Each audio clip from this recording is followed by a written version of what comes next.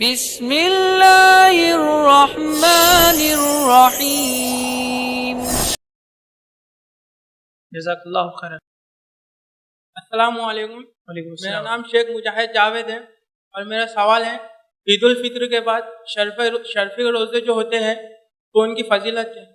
پھر بھی میں شیخ سے کہوں گا.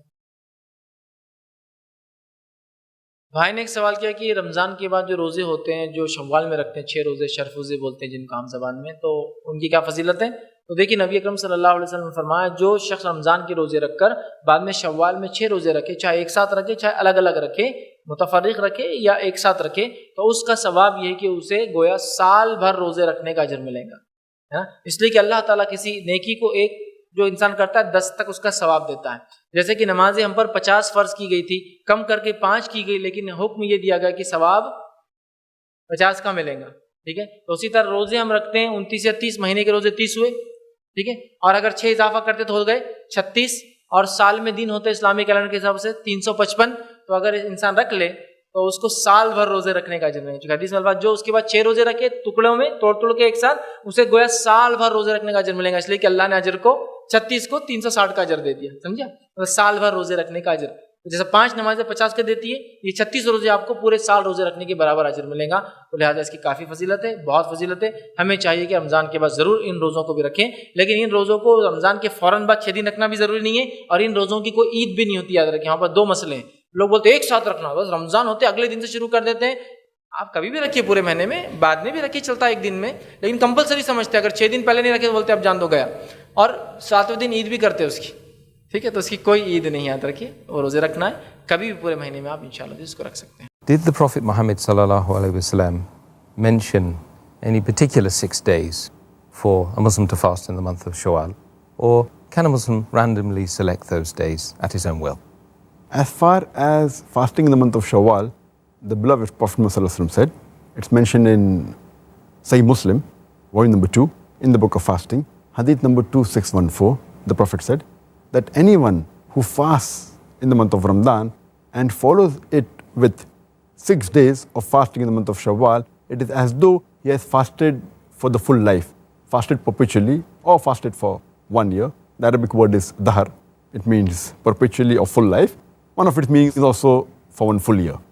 So if you fast in the month of Ramadan, the complete month, followed with 6 days in the month of Shawwal, it's as though you have fasted for the full year. As far as fasting is concerned, that should we fast it immediately after the month of Ramadan, or can we fast later on, or should we fast consecutively, or can we fast at random separately? The views of the scholars differ as far as this is concerned, but according to the authentic ruling, to the best of my knowledge, since the hadith does not specify that you should fast immediately, you can fast any 6 days in the month of Shawwal after the month of Ramadan has ended, except for the hadith that you should hasten the good deeds. So if you use that logic, then the earlier you fast, the better it is, so that you hasten the good deeds. As far as fasting consecutively or separately, it doesn't make any difference. Though there are some people who say that you should fast together, then only it's valid, but there's no authentic hadith to prove that. You can fast together or at random or separately, so as long as you fast in the month of Shawwal. And the third point of difference among the scholars is that since it's a voluntary fast, you can even decide, you can get up in the morning, and if you want, you can make the niyyah that time also. Though some of the scholars say no, because it's an important voluntary fast, you should make the niyyah 1 night before. But according to the ruling, according to the authentic hadith, you can even get up in the morning and then decide to fast, as long as you have not eaten or drank anything. You have not violated the rules of fasting.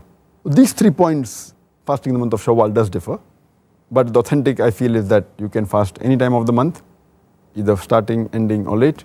You need not fast consecutively. You can fast consecutively also as well as separately. And you can make the niyyah even late as long as you don't break any rule of the fasting. Furthermore, it's not necessary that you have to fast every year. If you fast, it's good, alhamdulillah.